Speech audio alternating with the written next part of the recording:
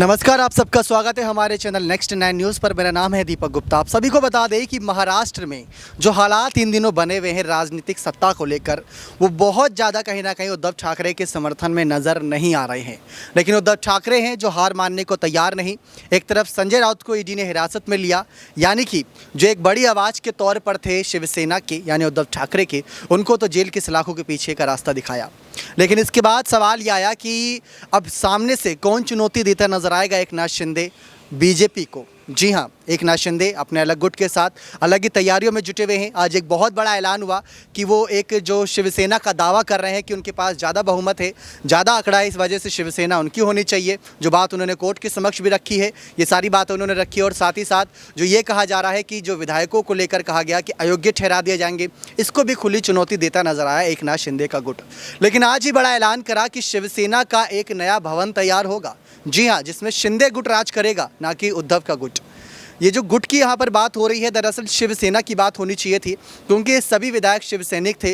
लेकिन बीजेपी की चाल ने इनको आमने सामने खड़ा कर दिया। सोचने वाली बात है कि किस तरीके से यहाँ पर बीजेपी की चाल में फंस गए। बीजेपी ने कुछ बड़े पद दिए, जिसमें सबसे मुख्य पद जो कह सकते हैं मुख्यमंत्री का पद था।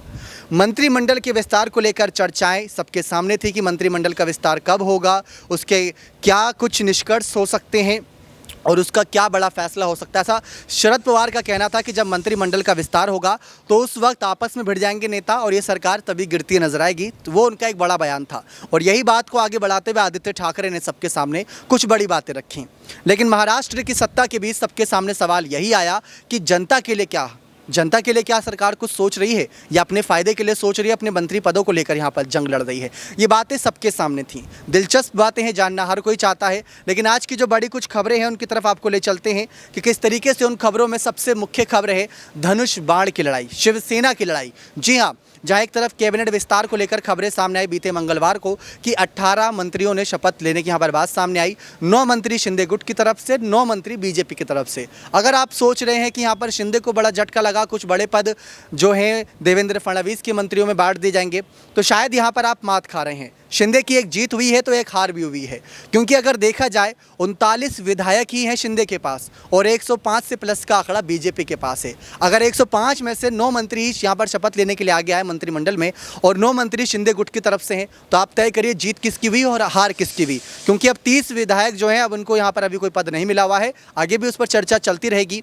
लेकिन शिवसेना में जो उनको पद मिले हुए थे, जो जिम्मेदारियाँ मिली हुई थी, उनको खुले तौर पर वो नहीं रणनीति के तौर पर ज़मीनी स्तर पर ला पा रहे थे, क्योंकि वहाँ पर सरकार एक थी लेकिन सरकारों के चलाने वाले 3 अलग अलग पार्टियां थीं, जिसमें शिवसेना, जिसमें कांग्रेस, जिसमें एनसीपी थी। और आप जानते हैं कांग्रेस अलग समुदाय पर भी टारगेट करती है, एनसीपी हर किसी को साथ लेने की सोचती है, लेकिन बीजेपी के खिलाफ कभी कभार बहुत ज़्यादा नज़र आती है और साथ ही साथ ज़मीनी स्तर पर अपनी पकड़ बनाती है। रही बात शिवसेना की, तो महाराष्ट्र पर राज करती आई है राज ठाकरे के समय से और बाला साहब ठाकरे के समय से वही सब चीज़ें उद्धव ठाकरे के समय में बढ़ती नजर आईं। इन सब बातों से हटकर यहाँ पर बात सामने आई जब आज बड़ी खबर की कि किस तरीके से चुनाव आयोग ने यानी कि इसी ने बड़ा फैसला सुनाया और करीब 15 दिनों की और मोहलत देते नजर आए हैं और कुछ बड़े दस्तावेज हैं वो यहाँ पर कहा गया है कि आपको समक्ष रखने होंगे कोर्ट के। ये बात उद्धव ठाकरे गुट के सामने रखी गई है। इसी के साथ साथ शिंदे गुट ने बड़ा ऐलान ये भी कर दिया है कि उनको बहुत जल्द यहाँ पर एक नए भवन के तौर पर बड़ी सौगात मिलने वाली है और नए भवन में क्या कुछ तैयारियां होंगी ये देखना बहुत दिलचस्प होगा। ये भवन कहाँ खुलेगा, शिवसेना भवन के नाम से ही क्या ये जाना जाएगा, ये बड़ा सवाल है। तो आपको हम सारी जानकारी दे देते हैं। जहाँ पर विधायकों और सांसदों को अपने पाले में लाने के बाद शिंदे मुंबई के दादर में एक शिवसेना भवन खोलने जा रहे हैं। हालांकि पहले ये माना जा रहा था कि शिंदे बाला साहब की शिवसेना भवन पर अपना दावा करेंगे जो पिछले 5 दशकों से शिवसैनिकों के न्याय के भवन के रूप में स्थापित है। लेकिन अब मीडिया रिपोर्ट्स में दावा है कि एकनाथ शिंदे के दादर में ही एक शिवसेना भवन खोलने की तैयारी कर रहे हैं। बताया जा रहा है कि जल्दी इस संबंध में कोई बड़ा कदम उठाते नजर आएंगे। तो एक तरफ तो अभी तक सिर्फ यहाँ पर पदों को लेकर लड़ाई हो रही थी, लेकिन अब ये लड़ाई भवनों तक पहुँच चुकी है और भवन में किस तरीके से क्या कुछ वहाँ पर बड़ी बैठकें होंगी वो सब आप जानते ही हैं। लेकिन आपको ये भी बात दिला दे याद कि जब सुप्रीम कोर्ट में शिवसेना को लेकर लड़ाई चल रही थी, जब दोनों पक्षों से कुछ बड़ी बातें रखने को कहा गया, तो कपिल सिब्बल बल जो कि उद्धव पक्ष से उन्होंने ये बात रखी कि जो शिवसेना को लेकर यहाँ पर बातें कही जा रही हैं कि उनके पास ज़्यादा आंकड़ा है, लेकिन जो दल बदल कानून था उसको लेकर ये कहा गया कि ऐसे में तो आने वाले वक्त में कोई भी सत्ता बदल सकता है, कोई भी अपने गुटों के साथ अलग यहाँ पर सत्ता बनाने के लिए निकल पड़ सकता है, इसीलिए तो दल बदल कानून बनाया गया था। इसी बात को ध्यान में रखते हुए जो शिंदे गुट है या तो वो अपनी नई सरकार बनाए या फिर वो किसी सरकार के साथ विलय हो जाए, लेकिन ये तो अपनी मतलब एक भी किसी की सुनने को राजी नहीं है। और यहाँ तक कि ये बात कोर्ट ने भी कही थी कि हमने यहाँ पर 10 दिन तक सुनवाई क्या टाली, आपने तो सीधा सरकार बना ली, अपने विधान परिषद के यहाँ पर कुछ बड़े चुनाव कर लिए, आखिर किससे पूछ के। शिंदे गुट को भी कुछ फटकार लगी, लेकिन अब उद्धव ठाकरे मुसीबत में हैं। उनको कुछ दस्तावेज यहाँ पर सबूत के तौर पर पेश करने हैं। अगर शिवसेना पर दावा करना है तो यहाँ पर जंग लड़ी जाएगी। लेकिन सोचने वाली बात यह है, जनता के सामने एक बात यह है कि क्या सचमुच आंकड़ों के हिसाब से एक पार्टी तय होती है या पार्टी के मुखिया के तौर पर पार्टी तय होती है। क्योंकि जब एकनाथ शिंदे सरकार छोड़ के गए थे तो उद्धव ठाकरे ने अगले ही कुछ दिनों में उनको शिवसैनिक जिस पद पर थे उस पद से बर्खास्त कर दिया था। यानी कि जो महाराष्ट्र में सत्ता है उसके पद अलग हैं, शिवसेना में कुछ पद अलग बांटे गए थे शिवसैनिक के तौर पर, लेकिन उन पदों से इनको निकाल दिया गया, इन पदों से सभी विधायकों को बर्खास्त कर दिया गया था। तो ये जानकारी ताज़ा तरीन यहाँ पर सामने आई थी। इसी के साथ साथ यहाँ पर और बातें रखें तो कई सारे ऐसे समर्थक हैं जिनका ये दावा है कि अगर राज ठाकरे आज शिवसेना से जुड़े होते तो ये नौबत नहीं आती। नौबत ये भी नहीं आती कि शिवसेना को एनसीपी और कांग्रेस से मदद मांगनी पड़ती। नौबत ये भी नहीं आती कि मजाल होती कि कोई विधायक बाला साहब ठाकरे की गैर मौजूदगी में मातोश्री के असम्मान में पार्टी को छोड़कर चला जाए। नौबत यहाँ तक भी नहीं आती। तो राज ठाकरे की वापसी को लेकर भी तमाम ऐलान किए जा रहे हैं। देवेंद्र फडणवीस को कुछ गृह मंत्रालय यहाँ पर मिलने की बात सामने आई, गृह मंत्रालय से जुड़े कुछ बड़े पद मिलने की बातें सामने आई। लेकिन इन सब के बीच सबसे दिलचस्प खबर आज की यही है कि एक नए भवन के निर्माण का ऐलान कर दिया है यहाँ पर एकनाथ शिंदे गुट ने। उस भवन में क्या तैयारियां होंगी, क्या कुछ यहाँ पर बड़ी जानकारी सामने आ रही है, आप सभी के सामने रख देते हैं। शिवसेना शाखा, शिवसेना भवन, शिवसेना पार्टी सभी शिवसेना से ही संबंधित है। शिंदे गुट के विधायक के अनुसार प्रस्तावित नए कार्यालय के माध्यम से आम गरीब लोगों की समस्याओं का समाधान किया जाएगा।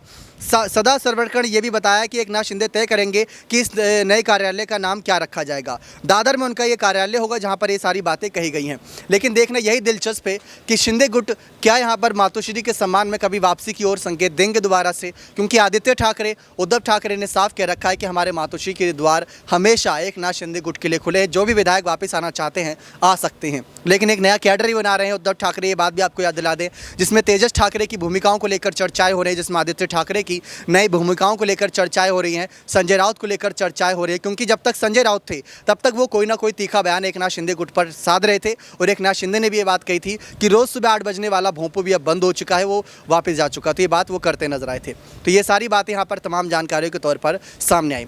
इसी के साथ साथ आपको कुछ और जानकारी देते चले तो ये खबर है सुप्रीम कोर्ट के फैसले से हटकर और साथ ही साथ कैबिनेट विस्तार के फैसले से हटकर तमाम जानकारी इस ओर भी आ रही हैं कि बहुत जल्द कैबिनेट विस्तार में कुछ और तब्दीली भी हो सकती है। आपने खबरें भी सुनी कि बीजेपी की कुछ समर्थक यहाँ पर नाराज़ हो गए। बीजेपी के नेता बीजेपी के फैसले से नाराज़ हो गए कि उनको कोई बड़ा पद नहीं मिला। लेकिन उनका जो बयान है वो ये इस ओर इशारा कर रहा है कि वो इस काबिल नहीं होंगे। यानी अपनी काबिलियत को देखते हुए, अपनी बातों को देखते हुए, अपने बड़े पद को देखते हुए तमाम बातें उन्होंने पहले ही साफ कर दी हैं। ये जनता के लिए बहुत ज़्यादा दिलचस्प है कि किस तरीके से मामला कहीं ना कहीं बीजेपी की ओर झुकता नजर आ रहा है। बिहार का सियासी संकट देखा, महाराष्ट्र का सियासी संकट देखा, लेकिन शिंदे की राजनीति कुछ अलग ही गुल खिलाती नजर आ रही है। तो ये थी आज की ताज़ा जानकारी महाराष्ट्र से जुड़ी। उम्मीद करते हैं सारी जानकारी आप सभी को पसंद आई होगी। बने रहे चैनल के साथ ऐसी और बड़ी जानकारियों के लिए। लेकिन आपसे जानना चाहेंगे, क्या शिंदे के साथ उद्धव ठाकरे को मिल जाना चाहिए या उद्धव ठाकरे के साथ शिंदे को अपने बागी विधायकों के साथ वापसी करके महाविकास अघाड़ी सरकार में दोबारा से सत्ता में आ जाना चाहिए? अपनी राय कॉमेंट सेक्शन में जरूर रखिएगा। कोर्ट के फैसले का इंतजार है, कैबिनेट के फैसले को लेकर इंतजार है और ताज़ा जानकारी हम आप तक ऐसी पहुंचाते रहेंगे। बहुत बहुत धन्यवाद।